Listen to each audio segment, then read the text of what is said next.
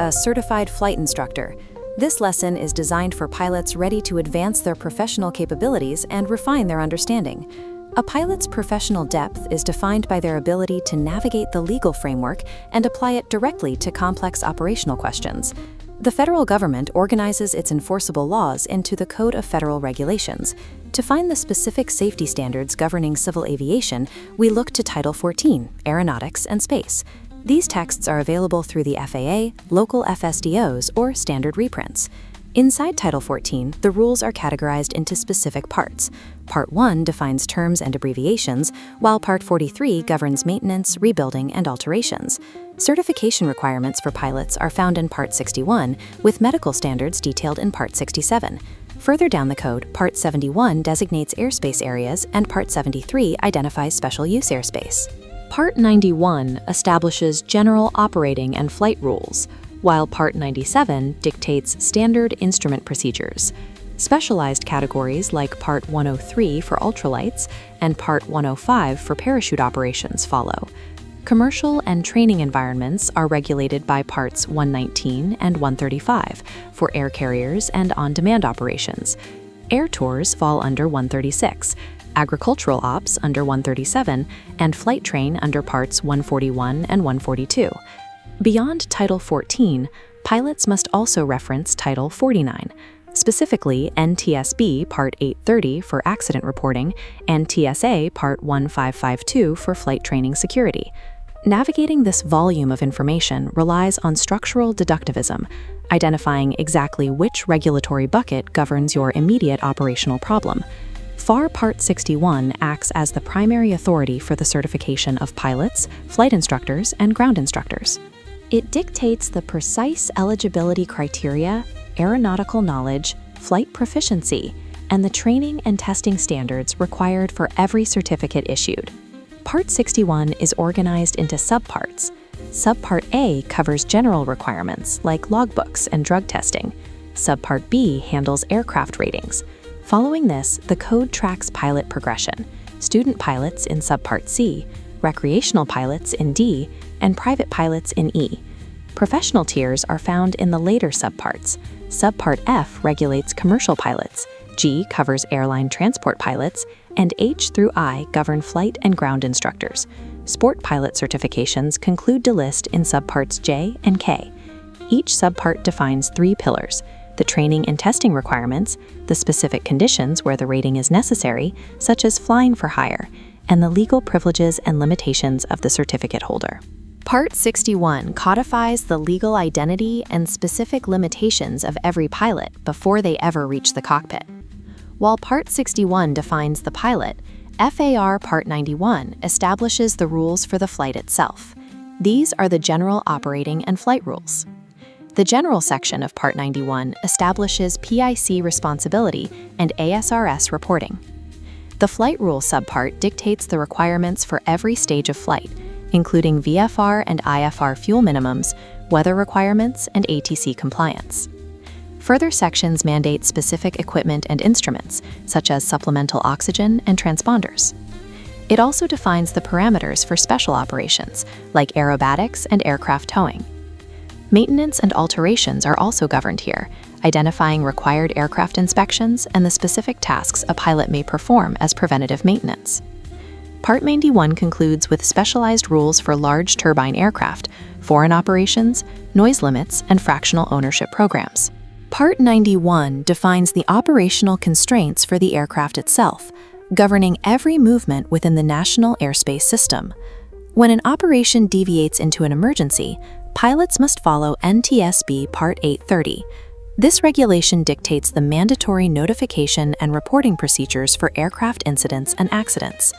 Part 830 differentiates between an aircraft accident, which involves death, serious injury, or substantial damage between boarding and disembarkation without meeting those damage thresholds. A serious injury has 5 criteria: hospitalization for over 48 hours, major bone fractures, severe hemorrhages or nerve damage, internal organ damage, or significant burns. A fatal injury results in death within 30 days. Immediate notification to the NTSB is required for overdue aircraft, accidents, or specific incidents like flight control malfunctions, crew member inability, in-flight fires, or property damage exceeding $25,000. For aircraft over 12,500 pounds, notifications are also triggered by electrical or hydraulic failures, power loss on multiple engines, or emergency evacuations. Following an event, the operator must preserve all wreckage. Moving the aircraft is only permitted to remove injured persons, protect the wreckage from further damage, or protect the public. Reporting timelines are strict.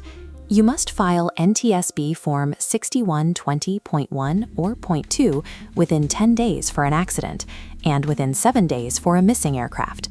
Incident reports are only filed upon NTSB request.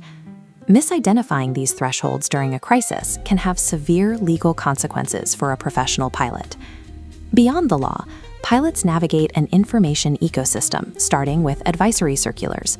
These provide non-regulatory guidance and standardized information for specific aviation subjects. For localized data, we use the Airport/Facility Directory, or AFD. It is updated every 8 weeks by the National Ocean Service to provide current information for specific regions. The AFD provides the communication frequencies, navigational data, and runway dimensions necessary for precise cross-country planning. The Aeronautical Information Manual, or AIM, serves as the primary resource for basic flight information and ATC procedures, with updates occurring every 196 days. The AIM has 10 sections. 1 through 4 cover air navigation, lighting, airspace, and air traffic control phraseology. Sections 5 through 7 detail air traffic procedures, emergency procedures, and safety of flight. The final sections address medical facts, aeronautical charts, and helicopter operations. These publications contextualize the broad mandates of Title 14, providing the specific data required for actual cross-country navigation. Notice to Airmen, or NOTAMs, provide time-critical information that changes too quickly to be included on standard charts or in the AFD. NOTAM D, or distant NOTAMs, cover major airport or navigation aid closures. Because this information is critical to flight planning, it is disseminated via ATS and the FSS. NOTAM L covers local items like taxiway closures or beacon outages.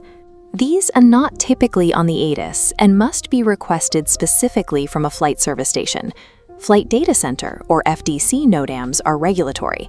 They detail amendments to instrument approaches and establish temporary flight restrictions. These are maintained by FSSs within a 400 nautical mile radius.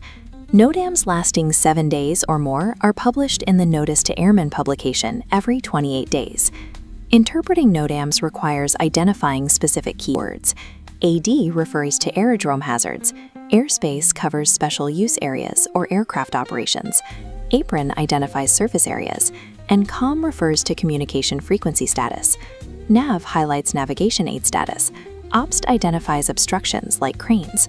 RWI covers runway lighting and surfaces, and TWI identifies taxiway closures. SVC details available services, U marks unverified information, and O provides other beneficial data that does not meet standard NOTAM criteria. NOTAMs act as the final verification of the current flight environment, ensuring your planning reflects the actual conditions on the ground. To maintain your legal certification, you must meet the FAA's testing criteria. While legacy materials refer to the practical test standards, the modern framework is the Airman Certification Standards, or ACS.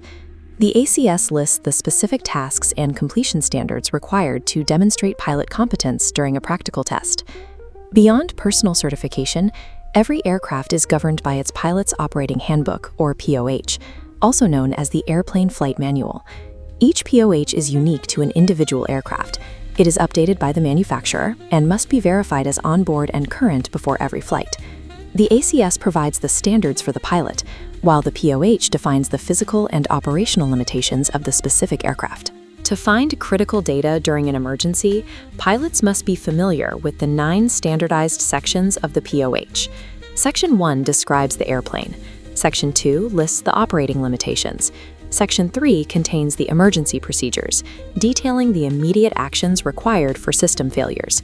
Section 4 contains the normal procedure checklists.